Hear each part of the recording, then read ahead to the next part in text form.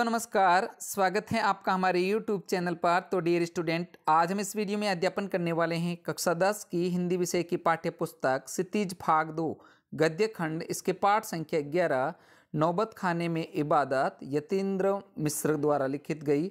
तो इस पाठ का संपूर्ण सॉल्यूशन इस वीडियो के माध्यम से हम करेंगे, यानी कि इस पाठ के जितने भी अभ्यास के प्रश्न हैं सभी प्रश्नों के उत्तरों का अध्यापन इस वीडियो के माध्यम से हम करने वाले हैं।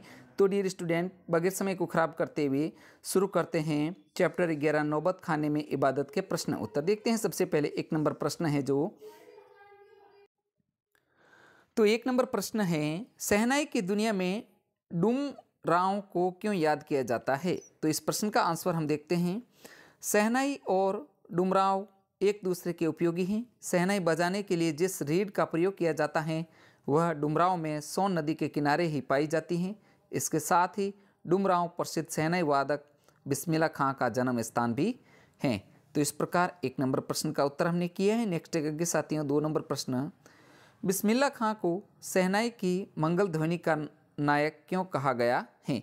तो इस 2 नंबर प्रश्न का आंसर हम देखते हैं। बिस्मिल्लाह खां को शहनाई की मंगल ध्वनि का नायक इसलिए कहा जाता है क्योंकि उनके शहनाई से हमेशा ही मंगल ध्वनि निकलती रही। वे काशी के विश्वनाथ बालाजी मंदिर में अनेक मांगलिक उत्सव पर्वों पर शहनाई बजाते थे। इसके साथ ही उनसे बढ़कर और दूसरा सुरीला शहनाई वादक नहीं हुआ है। नेक्स्ट है आगे प्रिय बच्चों, प्रश्न संख्या 3 है जो देखते हैं, सुशीर वाद्यों से क्या अभिप्राय है? शहनाई को सुशीर वाद्यों में शाह की उपाधि क्यों दी गई होगी?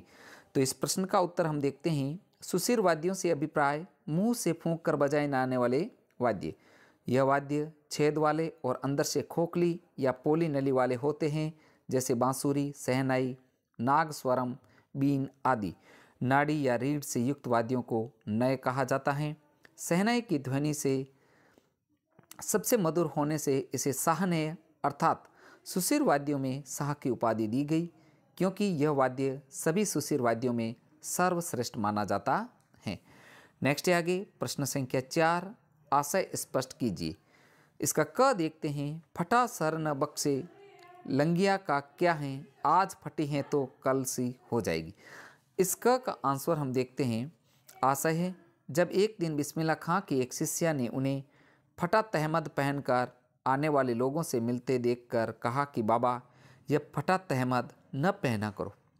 तब उन्होंने कपड़े की महता न देते हुए सुर की महता दर्शाई। वे खुदा से यही मांगते थे कि उन्हें फटा सुर न देना, उनका स्वर ठीक ही रखना।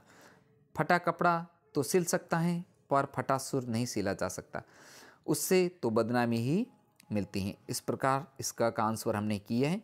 अब अगला है ख, मेरे मालिक सुर बख्श दे, सुर में वह तासीर पैदा कर कि आंखों से सच्ची मोती की तरह अनगढ़ आंसू निकल आए। तो इस ख का आंसर हम देखते हैं। आशय है, बिस्मिल्लाह खां खुदा से याचना करते थे कि वह उन्हें शहनाई वादन में एक ऐसा सच्चा स्वर प्रदान कर दे जो अपने मार्मिक प्रभाव से सुनने वालों की आंखों में सहज आनंद की अनुभूति करा दे। उनकी आंखों से आंसू टपकने लगे, अर्थात सुनने वाले उनकी शहनाई को सुनकर गदगद हो उठे। नेक्स्ट है आगे प्रश्न संख्या 5, काशी में हो रहे कौन से परिवर्तन बिस्मिल्लाह खां को व्यथित करते थे? तो इस प्रश्न का उत्तर हम देखते हैं। काशी में पुरानी परंपराएं लुप्त हो रही थी। खान पान की पुरानी चीज़ें, देसी घी से बनी कचौड़ी, जलेबी बेचने वाले व मलाई बर्फ वाले वहाँ से चले गए थे। न ही अब संगीत, साहित्य और अदब का वैसा मान रह गया था। हिंदुओं और मुसलमानों का पहला जैसा मोल जोल नहीं रहा। इसके साथ ही संगीतकारी का वैसा मान भी नहीं रहा। ये सभी बातें बिस्मिल्लाह खां को व्यथित करती थी। नेक्स्ट अगला प्रश्न, पाठ में आए किन प्रसंगों के आधार पर आप कह सकते हैं कि, इसका क है कि बिस्मिल्लाह खां मिलीजुली संस्कृति के प्रतीक थे। तो इसका का आंसर है, हम देखते हैं, बिस्मिल्लाह खां हिंदू और मुसलमानों की मिलीजुली संस्कृति के प्रतीक थे। एक और वे सच्चे मुसलमान थे तो वे मुस्लिम धर्म के सभी त्योहारों और उत्सवों को पूरी श्रद्धा के साथ मनाते थे। 5 समय की नमाज श्रद्धा के साथ अदा करते थे। मुहर्रम भी बड़ी श्रद्धा से मनाते थे।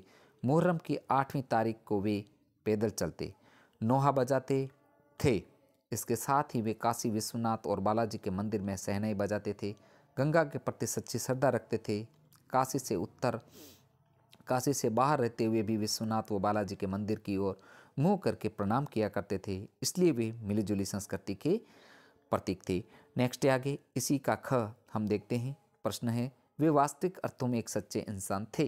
तो इस प्रश्न का उत्तर है, बिस्मिल्लाह खां एक सच्चे इंसान थे। उन्होंने कभी धार्मिक कट्टरता तथा तंग दिली नहीं दिखाई। उन्होंने काशी में रहते हुए जहाँ काशी की परंपराओं को निभाया, वहीं मुसलमान होते हुए भी अपने धर्म की परंपराओं का भी सहजता के साथ निर्वहन किया। उन्होंने खुदा से हमेशा ही सुर मांगा। यद्यपि वे जीवन में फटे हाल रहे, लेकिन उन्होंने खुदा से अपने लिए धन नहीं मांगा। भारत रत्न आदि सर्वोच्च सम्मान पाक रहे। नेक्स्ट आगे, इससे पहले प्रिय साथियों, आपसे रिक्वेस्ट है, हमारी वीडियो को लाइक तथा शेयर जरूर कीजिए, जिससे हमें मोटिवेशन मिली। तो प्रिय साथियों, अगर आप चैनल पर भी नए हो तो चैनल को सब्सक्राइब भी जरूर कीजिएगा। तो देखते हैं अगला क्वेश्चन है 7 नंबर। बिस्मिल्लाह खां के जीवन से जुड़ी उन घटनाओं और व्यक्तियों का उल्लेख करें जिन्होंने उनके संगीत साधना को समृद्ध किया है। तो इस प्रश्न का उत्तर हम देखते हैं। बिस्मिल्लाह खां के संगीत जीवन को निम्नलिखित परंपराओं और लोगों ने समृद्ध करने में अपना सहयोग दिया। रसूलन बाई और बतूलन बाई की गायकी ने उन्हें संगीत की ओर आकर्षित किया, क्योंकि जब भी वे बालाजी के मंदिर जाते तब रास्ते में गुजरते समय उन्हें तरह तरह के बोल, ठुमरी, टप्पे, दादरा आदि सुनने को मिलते थे, जिससे उनके मन में संगीत के प्रति ललक जगी। अब आगे है, बाद में वे अपने नाना को मधुर स्वर में शहनाई बजाते देखते थे, उनकी शहनाई को खोजा करते थे। मामू जान अली बख्श जब शहनाई बजाते बजाते सम पर आते थे तो बिस्मिल्लाह खां धड़ से एक पत्थर जमीन पर मारा करते थे। इस प्रकार उन्होंने संगीत में दाद देना सीखा। इसके साथ ही वे कुलसुम की कचौड़ी तलने की कला में भी संगीत का आरोह अवरोह देखा करते थे। अभिनेत्री सुलोचना की फिल्मों ने भी उनकी साधना को समृद्ध किया। नेक्स्ट आगे, रचना और अभिव्यक्ति, इससे संबंधित प्रश्न है। देखते हैं 8 नंबर प्रश्न है जो, बिस्मिल्लाह खां के व्यक्तित्व की कौन कौन सी विशेषताओं ने आपको प्रभावित किया। तो इस प्रश्न का आंसर है, देखते हैं, बिस्मिल्लाह खां के जीवन सादगी में बीता। वह किसी भी तरह के ढोंग में विश्वास नहीं करते थे। अब है आगे, इसके पॉइंट के माध्यम से देखते हैं कि वह किसी भी जाति धर्म में भेदभाव नहीं करते थे। वह मानते थे कि हिंदू और मुसलमान सब एक हैं। 2 नंबर पॉइंट, खान साहब को ईश्वर में बहुत श्रद्धा थी। इसका पता हम यूँ लगा सकते हैं कि खान साहब हर दिन 5 बार नमाज पढ़ते थे। उन्हें हिंदू मंदिरों से भी बहुत लगाव था। नेक्स्ट अगला पॉइंट है जो, बिस्मिल्लाह खां ने कभी भी दिखाव में विश्वास नहीं किया। उन्होंने अपने जीवन में अनेकों पुरस्कार हासिल किए थे, लेकिन उनके चेहरे पर कभी भी अभिमान नहीं देखा गया। नेक्स्ट अगला पॉइंट, उनके लिए भारत देश दुनिया का सबसे खूबसूरत देश था। वह काशी में जन्मे थे, इसलिए यह शहर उनके दिल की गहराई तक बस गया था। उनके लिए काशी जन्नत थी। वे कहते थे, काशी के लिए मोह वह मरते दम तक नहीं छोड़ सकते। अगला पॉइंट है, उनको अपनी शहनाई से निकलने वाले सुर से बहुत ज़्यादा प्रेम था। संगीत ही उनका जीवन था, वह संगीत के लिए ही जीते थे। नेक्स्ट है, बिस्मिल्लाह खां बहुत मेहनती किस्म के व्यक्ति थे। 80 वर्ष पूरे करने पर भी ना तो उन्हें संगीत का रियाज करना छोड़ा और ना ही 5 वक्त का नमाज पढ़ना। नेक्स्ट है आगे, तो प्रिय विद्यार्थियों, आपसे पुनः रिक्वेस्ट है, वीडियो को लाइक तथा शेयर जरूर कीजिए। 9 नंबर प्रश्न हम देखते हैं कि मुर्रम के बिस्मिल्लाह खां के जुड़ाव को अपने शब्दों में लिखिए। इसका अर्थ है, मुर्रम से बिस्मिल्लाह खां के जुड़ाव को बताइए। तो दोनों प्रश्न एक ही। अब इसका हम आंसर देखते हैं। उत्तर है, बिस्मिल्लाह खां आस्था भावना से मुहर्रम में भाग लेते थे। वे मुहर्रम के 10 दिनों तक शोक मनाते थे। इन दिनों में वे किसी प्रकार का मंगल वाद्य नहीं बजाते थे और न कोई राग रागिनी बजाते थे। इसके साथ ही दाल मंडी से चलने वाले मुहर्रम के जुलूस में पूरे उत्साह के साथ 8 किलोमीटर होते हुए नोहा बजाते हुए चलते थे। नेक्स्ट है आगे, प्रश्न संख्या 10 हम देखते हैं। बिस्मिल्लाह खां कला के अनन्य उपासक थे। तर्क सहित उत्तर दीजिए। तो अब 10 नंबर प्रश्न का उत्तर हम देखते हैं। बिस्मिल्लाह खां संगीत कला के अनन्य उपासक थे। वे शहनाई बजाने की कला में प्रवीण थे। उन्होंने 80 वर्ष तक लगातार शहनाई बजाई। वे शहनाई वादन में बेजोड़ थे। वे गंगा तट पर बैठकर घंटों रियाज करते थे। वे अपनी कला को ईश्वर की उपासना मानते थे। वे इसके विकास के लिए खुदा से सुर बखाने की मांग करते थे। इसके साथ ही वे अपने पर झल्लाते भी थे, क्योंकि उनके अनुसार उन्हें अब तक शहनाई को सही ढंग से बजाना क्यों नहीं आया। इससे स्पष्ट है कि वे सच्चे कला उपासक थे। अब आगे है नेक्स्ट, भाषा अध्ययन से संबंधित प्रश्न है। इसका 11 नंबर हम देखते हैं। निम्नलिखित मिश्र वाक्यों के उपवाक्य छांटकर भेद भी लिखिए। तो यहाँ पर जैसे मिश्र वाक्य है उसको छांट करके उपवाक्य के भेद भी लिखना है। तो इसका क है, यह जरूर है कि शहनाई और डुमराव एक दूसरे के लिए उपयोगी हैं। तो इसका उत्तर है, उपवाक्य इसका बनेगा, शहनाई और डुमराव एक दूसरे के लिए उपयोगी हैं। भेद संज्ञा आश्रित उपवाक्य। नेक्स्ट है ख, रीढ़ अंदर से पोली होती है जिसके सहराए शहनाई को फूंका जाता है।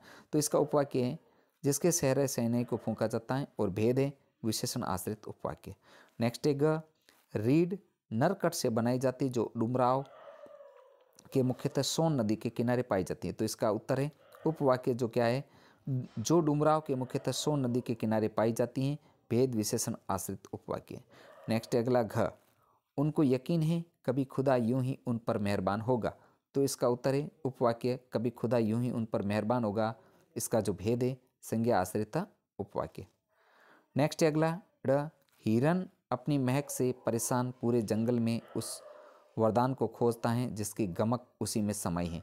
तो इसका जो है उपवाक्य, जिसकी गमक उसी में समाई है। भेद विशेषण आश्रित उपवाक्य। नेक्स्ट है च, खान साहब की सबसे बड़ी देन हमें यही है कि पूरे 80 बरस उन्होंने संगीत की संपूर्णता व एकाधिकार से सीखने की जिजीविषा को अपने भीतर जिंदा रखा। इसका उत्तर होगा उपवाक्य, पूरे 80 बरस उन्होंने संगीत को संपूर्णता व एकाधिकार से सीखने की जिजीविषा को अपने भीतर जिंदा रखा। भेद है संज्ञा आश्रित उपवाक्य।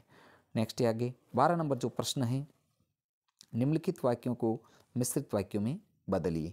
तो इसका क है, इसी बाल सुलभ हंसी में कई यादें बंद हैं। तो इसका उत्तर होगा, यह वही बाल सुलभ हंसी है जिसमें कई यादें बंद हैं। मिश्रित वाक्य में बदलना है आपको।